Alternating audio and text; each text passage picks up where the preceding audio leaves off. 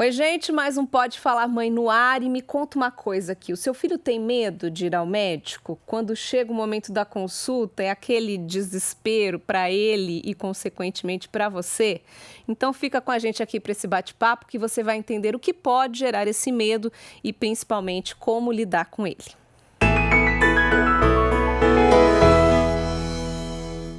Nossa convidada hoje, então, é a Kesiane Marinho, é pediatra formada pela Unicamp e atua na área de atendimento infantil humanizado. Obrigada pela presença, viu, Kesiane? Eu agradeço a oportunidade de estar aqui, Larissa. Kesiane, complementando um pouquinho aí da sua apresentação, né? Você não só atua na área médica infantil, mas é mãe também, né? De duas meninas, 4 e 6 anos, ela estava me contando aqui, e viveu esse problema na pele, né? Por isso até teve a ideia aí de escrever um livro sobre o tema. A gente vai comentar um pouquinho aqui da sua experiência, mas antes da gente entrar na sua experiência, eu queria que você falasse pra gente se esse medo não é só um capricho, né, da criança, é realmente um problema mesmo de saúde, que tem até um nome científico para isso, né? Então começa explicando pra gente qual é o nome desse medo de médico e o que ele significa. Com certeza, né? O medo de médico, ele pode acometer crianças, adolescentes, adultos, não é específico da faixa etária pediátrica, né? Quando a gente fala da latrofobia, que é esse medo de médico especificamente, a gente está falando desses traumas maiores, desses medos maiores, que acabam muitas vezes sendo até incapacitantes de algumas situações para adultos. O nome é latrofobia. Isso, ou iatrofobia, né? Tem essas duas possibilidades. É o popularmente conhecido como a síndrome do jaleco branco, é isso? Exatamente, a síndrome do jaleco branco. Só de pensar em ir ao médico, a sua pressão já sobe, você chega lá e está com taquicardia, às vezes tem uma questão de sudorese, palidez, tremor. Uma simples falta de memória na frente do médico, a gente esquece o que ia falar, né? Existe uma pressão muito grande com a figura do médico na sua frente e que muitos adultos podem experienciar isso. E a minha ideia é trabalhar na infância para que isso não aconteça. Mas já na infância, a criança já pode apresentar esse medo. A grande maioria das crianças, então, se você conversar com as mães, a grande maioria vai ter uma experiência de criança com medo da consulta, né? Tem aquela faixa etária entre 1 ano a 2 anos que a criança fica mais temerosa, tem medo do que não sabe o que vai acontecer. E aí não dá para dizer que todos esses casos já se enquadrariam dentro dessa síndrome. Sim. Acredito que essa questão da síndrome seja algo que é mais construído a longo prazo, né? É uma questão de traumas não resolvidos, não trabalhados. Então, não serão todas as crianças que têm medo de ir à consulta que desenvolverão, mas muitas crianças têm medo de ir à consulta e a gente pode trabalhar com elas dessa forma para que isso não aconteça depois. Sim, eu imagino assim, até para os pais que estão nos ouvindo, é um medo comum, né? A criança não se sente confortável no ambiente médico, hospitalar, enfim. Então, ela já tem essa coisa já tem um choro, né? De repente, uma birra, aquela coisa de não estar confortável ali. Como que os pais podem identificar, né? Até que ponto isso é realmente só um desconforto adequado aí para a idade ou, de fato, um problema que eles têm que se preocupar? O desconforto adequado para a idade, ele gira em torno do momento da consulta, né? Agora, aquela criança que já tem dificuldade de sono 2, 3 dias antes que você avisa que a consulta vai chegar, gera um grau de ansiedade muito grande para ela, falar sobre a consulta, ela já demonstra em casa esse receio, esse desconforto, isso já chama um pouco de atenção de que não está dentro do normal. No geral, a maioria das crianças entra na consulta um pouco receosa, né? Aí, no decorrer da consulta, eu permito que elas brinquem, que elas mexam nas coisas do consultório mesmo, vão se identificando ali. Talvez, na hora do exame físico, fique um pouquinho mais retraída, né? Vai para o colo, enfim. Passado o exame físico, essa criança brinca e segue a vida normal, né? Então, isso está dentro do período normal. Existem crianças que na consulta comigo choram, obviamente, Sim. né? A gente não consegue... Tem que tirar a roupa ali, Exato. né? Abrir a boca, ver a garganta, ouvido, aquela coisa que é um desconforto. Exato, né? Mas a criança geralmente sai do consultório sorrindo, exceto aquelas que choram porque não querem ir embora. Mas, né, não leva esse temor para casa. A gente recebeu o depoimento da Marina, que é uma mãe que contou um pouquinho, né, da angústia que ela sentiu, da experiência com a filha dela, que tem quase 2 anos. Vamos ouvir. Meu nome é Marina, sou a mãe da Rosa, de 1 ano vai fazer 1 ano e 11 meses, né, quase 2. A Rosa tinha 1 ano mais ou menos, foi quando ela começou a ir pra escola e ela começou a ter bastante gripe, né, essas gripinhas, e aí ela teve 2 convulsões febris. Não foi nada grave, mas a gente, né, eu e o pai dela, ficamos muito angustiados, a gente ficou, né, quando a gente percebeu que a gente precisava encontrar um pediatra ou uma pediatra que nos acolhesse nossas angústias, que a gente confiasse. E até então a gente, né, tava indo em busca de não tava encontrando. E ela chorava bastante nas consultas, tanto as de rotina quanto as da emergência. Assim que a gente entregava ela nas mãos, né, da médica ou do médico, ela chorava bastante. E o procedimento basicamente era: bom, vamos fazer rapidinho, vamos examinar porque ela tá chorando, e é isso, né? E eu ficava com aquele aperto no coração de ver ela chorando, mas era isso. A mãe tem essa angústia, né, quer dizer, é normal, não é, mas ela precisa passar por aquilo. Então, eu falo até por experiência própria, né? Como mãe, a gente fica meio desesperada sem saber como agir. E alguns profissionais realmente se posicionam dessa forma. Não, vamos aqui rapidinho. Então, a gente às vezes até segura a criança, né, para fazer um procedimento à força, vamos dizer assim. E o que me chamou a atenção no depoimento da Marina é que ela fala que a filha dela chegou a ter convulsões, né, por conta de febre. Isso pode também ter gerado um trauma, né? Porque eu imagino que mesmo pequenininha assim, esse medo que se transforma em um problema mesmo de saúde, vem de traumas vivenciados em situações médicas, é isso? Sim. Dessa fala, Larissa, eu trago 2 reflexões, né? A primeira é precisa passar por isso. E eu sempre me pergunto, precisa mesmo? É óbvio que numa situação que a criança está doente, você precisa identificar de onde está vindo aquele adoecimento, ok, de fato eu preciso. Mas tem muitas vezes que a gente submete os nossos filhos a algumas coisas que não são de fato necessárias, né? Que a gente até acredita que seja, porque às vezes a gente depende da opinião do profissional, mas eu conto que também já teve, por exemplo, crianças que eu só fui fazer o exame físico 3 ou 4 consultas depois. Porque existe essa possibilidade. Já teve criança que, por exemplo, ao entrar na consulta, chorava que eu não conseguia ouvir a mãe se apresentar. E aí eu virei para ela e falei, ele tá doente agora? Ela falou, não, é rotina. Eu falei, então vamos fazer o seguinte, vamos fazer uma consulta online, eu e você, para você me contar tudo o que está acontecendo. Pode levar ele para casa, não tem problema. E aí a gente vai fazer a quantidade de retornos que for necessário até que ele me permita conseguir examiná-lo. Então, essa criança voltou mais ainda umas 2 ou 3 vezes ao consultório só para brincar com os brinquedos que haviam ali.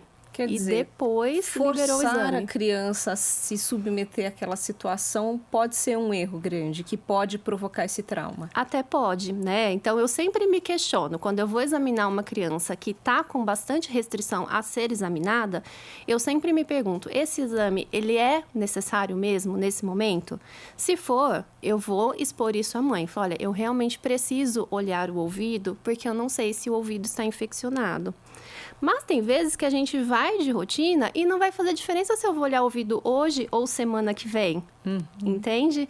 Então, às vezes, eu posso adiar um pouco os procedimentos que são um pouco mais invasivos para a criança. Não significa que eu nunca vá fazê-los, mas eu posso esperar ela ter um pouco mais de confiança, de fato acreditar. Quando eu mostro o otoscópio para ela e mostro como vai ser, o otoscópio é o aparelhinho do ouvido, que ela realmente entenda e fala, não, de fato, eu confio nessa médica, ela está me falando que é só uma luzinha, eu acredito e vou deixar. E desde muito novinho, como no caso, né, da bebê dela aí, de não tem nem 2 anos, ela já pode ter realmente essa memória, assim, negativa, vamos dizer. Eu posso contar também um pouco da minha experiência com vacinas, né, que é uma coisa que a gente faz desde muito bebezinho, dos primeiros dias de vida. e que eu notei que a minha filha começou a identificar o ambiente da clínica de vacina muito rápido. Ela não tinha nenhum ano e aí a gente entrava, ela já sabia que ela ia passar por um procedimento dolorido e começava a chorar. E aquilo até me impressionou. Eu falei, gente, como pode, né? Tão pequenininha já ter essa consciência, né? E a vacina, infelizmente, é uma coisa que a gente não pode adiar, Esse né? a gente precisa. Exatamente. Mas o fato é que desde muito pequenininho, com meses de vida, então, o bebê já pode passar por essa situação traumática. Pode. Essa, né, seria a minha segunda pontuação em questão à convulsão febril que ela apresentou. E as crianças que têm esse adoecimento recorrente, muitas vezes essas crianças elas só têm como recorrer ao PS, né, ao pronto-socorro. E quando a gente recorre ao pronto-socorro, eu sempre quero acreditar que tecnicamente eles vão ser bem atendidos, então isso eu não vou questionar, mas existe a questão do medo de você não sabe quem é a outra pessoa. Sim. Até a gente, mãe, vai com esse medo de não saber. E quando a gente recorre a um pronto-socorro também, normalmente a criança não tá bem, Exato. Ela já tá num momento mais manhosa, mais carente, um momento que ela só quer o pai e a mãe, né? Exato. E o tempo em pronto-socorro é diferente, então os procedimentos eles têm que ser mais rápidos, não existe esse tempo para a criança se habituar ao local e por estar doentinha, talvez ela nem queira descer do colo, ficar no chão, né? Então é diferente, é um ambiente diferente. Acho que a essa altura da nossa conversa, né, os pais devem estar se perguntando justamente o que fazer, então, né? Se eu identifico esse medo no meu filho, seja ele um medo, né, mais comum que a gente está acostumado aí no dia a dia ou até um problema mais grave, o que os pais podem fazer? Adianta mesmo tão novinho tentar uma conversa, tentar um diálogo, tentar explicar o que vai acontecer? Sim, eu acredito muito que a gente tem que ser honesto com as crianças. Independente da idade que se tenham, você pode ser honesto com um bebê quase recém-nascido, né? Esse diálogo, ele deve se iniciar desde sempre. Então, a honestidade, ela vai trazer confiança. Então, a gente falar de fato para aquela criança, olha, nós vamos ao médico para ver como é que está o seu peso, como está a sua altura, como está a sua saúde, como está o seu desenvolvimento. É importante que a gente conheça o desenvolvimento do seu corpinho. Explicar de fato a necessidade, eu acho que é o primordial. Às vezes a gente pensa que precisa de muita firula com criança e não precisa. Quer dizer, nada de falar vamos passear e acabar na clínica da vacina, né? Exato, exatamente. Ser honesto para o que a gente vai fazer, explicar o porquê, o que a gente está se propondo. E também não trazer algumas mentiras clássicas, que às vezes os pais contam para a criança na minha frente, né? Se você não se comportar, a médica vai te dar uma injeção. Se você não fizer isso, a médica vai te dar um remédio amargo. E isso não podemos fazer. Isso pode até alimentar mais, né, o medo. Exatamente. Então, trazer honestidade às nossas relações. Eu acho que isso é fundamental. Simples, eu sei que foi difícil para você, mas eu estou feliz que foi possível. Isso foi muito importante para a gente. Pronto, isso já acolhe bem aquela criança e já pode mudar a forma como ela percebeu aquele momento. Mas o que você costuma fazer, então, na prática, para administrar o medo aí dos seus mini pacientes? Sim. Isso é uma dica geral para quase qualquer coisa que você vai fazer com uma criança. A criança, ela precisa conseguir prever com clareza o que vai acontecer. Então, tudo que você vai negociar com o seu filho, com a sua criança, se você traçar para ela o que vai acontecer, você tem uma chance muito maior de sucesso do que você teria se fizesse aquilo de surpresa, né? E isso cabe aos profissionais também. Então, uma criança que tem medo, restrição com os instrumentos, com o estetoscópio, com a maca, às vezes acontece da criança já chegar e falar, eu não quero ir ali. Beleza, para mim não é importante que ela vá para a maca. Eu consigo adaptar o meu exame físico para onde ela se sente confortável. Então, não retirar a criança do colo da mãe pode ser um ponto interessante, né? Eu não sei se você se atentou, tem uma fala da Marina que ela fala, a hora que eu entregava a minha filha para a médica, não precisa entregar, né? Ela pode estar no seu colo o tempo todo, você não precisa passar ela para ninguém para ser examinada. Pode estar com você ali Sim. o tempo inteiro. Inclusive, eu citei o exemplo aqui da vacina e em uma das clínicas que eu frequentei, eu fui até orientada sobre o tal do protocolo da dor, né? Quando a gente fala de bebezinho dos primeiros meses, até a amamentação ajuda, né? A vacina pode ser aplicada, por exemplo, enquanto a mãe está amamentando, né? Sim, já fiz diversos exames físicos na criança mamando. Você consegue auscultar um coração no bebê enquanto ele mama, auscultar a respiração, olhar os ouvidos, você troca de peito, olha o outro. Então, você consegue fazer vários procedimentos do exame físico durante uma amamentação. E quando a criança está mamando, ela tem essa tranquilidade de que ela não vai ser retirada do colo da mãe. Tanto que muitas vezes a criança vem para o peito exatamente para garantir essa conexão. E aí, oferecer essa conexão para a criança vai te ajudar. E demonstrar os equipamentos para ela, né? Eu tenho no consultório, e eu brinco que a estrela do consultório, o xodó, as crianças chegam já perguntando, que é a Maria, nossa bonequinha. Todo o exame físico é feito antes na Maria e só depois é feito na criança. A criança primeiro escuta o coração da Maria e só depois o coração dela vai ser escutado. Então, a gente pode dar exemplos, a gente pode mostrar como que vai ser, deixar a criança pegar os instrumentos e também trazer pequenas negociações. Por exemplo, o palito para avaliar a garganta costuma ser algo que assusta muitas crianças. Várias crianças têm medo do palito. A criança ela só precisa utilizar o palito se ela não abrir a boca.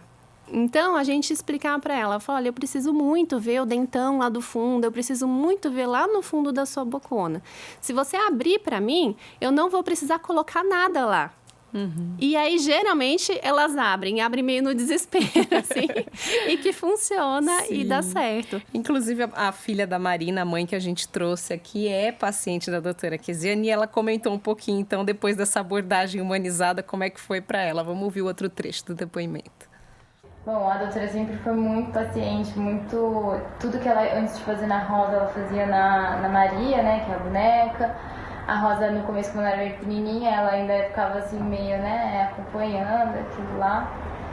E com o passar do tempo, né, com o passar das consultas, foi ficando cada vez melhor.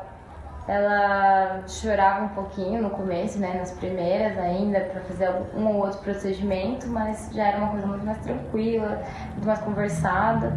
E na última consulta foi quando ela não chorou nada, assim. Não só não chorou, como ela pediu pra pesar, apontou a balança e nem precisava pesar, porque a gente acabado de passar por uma consulta de alguns dias atrás, mas a gente voltou e ela pediu pra ir na balança e abriu, quando a doutora falava com ela, pedia, abre a boca, ela abria, né?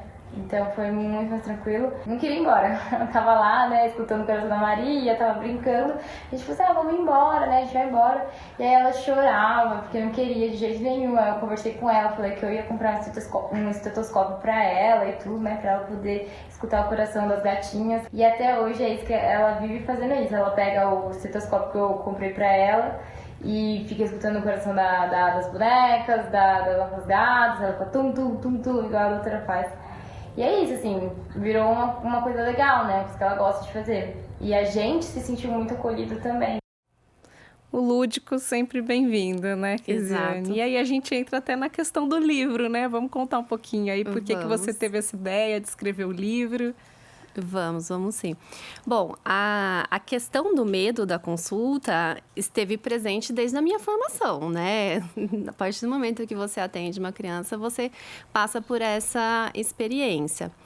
Eu tive uma questão importante profissional e tive uma questão importante pessoal. Minha filha, ela teve bastante medo da consulta médica. Quando ela era bebê, sempre foi na mesma profissional, nunca passou por trauma nenhum, nunca passou por nenhum procedimento que poderia ter sido traumático aí para ela. Mas mesmo assim, na consulta de 1 ano e 3 meses, foi aquele desespero. Não queria entrar, não queria fazer nada. Foi muito sofrido para ela passar por aquela consulta. Depois, né, 3, 4 meses depois, fui novamente na consulta de rotina dela e foi super difícil, super difícil. E aí, naquela coisa, eu pensando, mas eu sou pediatra, preciso ficar levando na pediatra?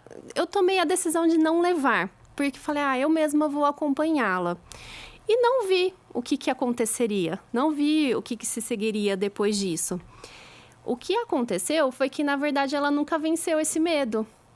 Ela não passou por consultas seguintes, então ela criou um imaginário do que era aquilo. O tempo se passou, isso não me chamou atenção, não foi algo que me preocupava.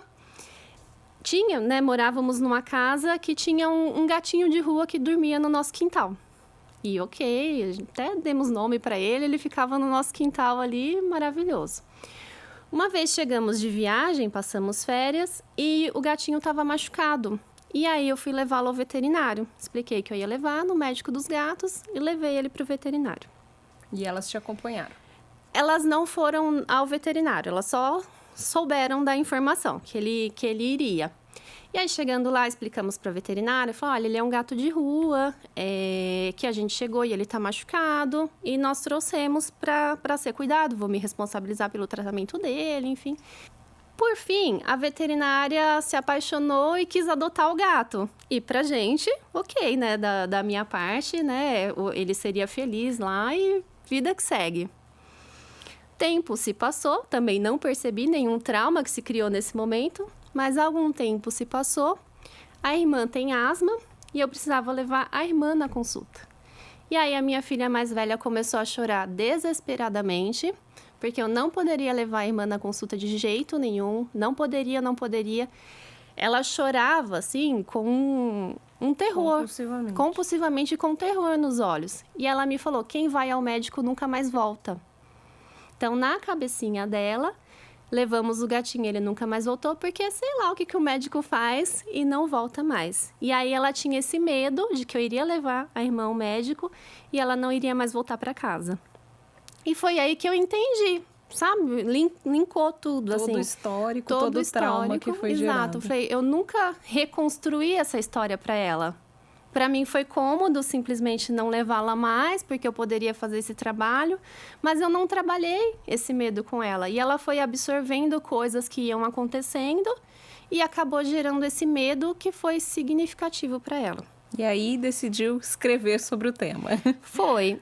Basicamente, eu resolvi escrever sobre o tema esse ano, porque eu precisei levar a mais velha ao médico também. E aí, apesar de ter entendido a situação da irmã, quando eu falei que a consulta era para ela já ficou receosa. Então, eu trouxe a história para contar para ela, escrevi e fui lendo para ela, né, tentando mostrar como que isso pode ser de uma forma que não assusta a criança, com uma linguagem infantil e que é uma leitura leve, que a gente acaba fazendo, é bem gostosa. Legal. Pode chegar a um ponto, quer dizer, da criança precisar assim, de um tratamento psicológico mesmo, recorrer a um profissional para tratar esse medo? Claro, pode sim. A partir do momento que a criança está tendo qualquer dificuldade no dia a dia, eu acredito muito na terapia. Eu sou muito fã da terapia, tá? Eu acho que todas as crianças se beneficiariam, independente de haver um trauma maior ou não. Então, eu nem esperaria chegar a um trauma muito significativo para procurar uma psicóloga. Se a sua criança tem muitos medos, se tem receio, se aquilo está incomodando no dia a dia, trazendo alguma dificuldade, eu acho que terapia não faz mal para ninguém. E até porque a gente está comentando que o foco nosso aqui, claro, é a criança, mas esse é um trauma que ela pode levar para a vida adulta, né? Exato.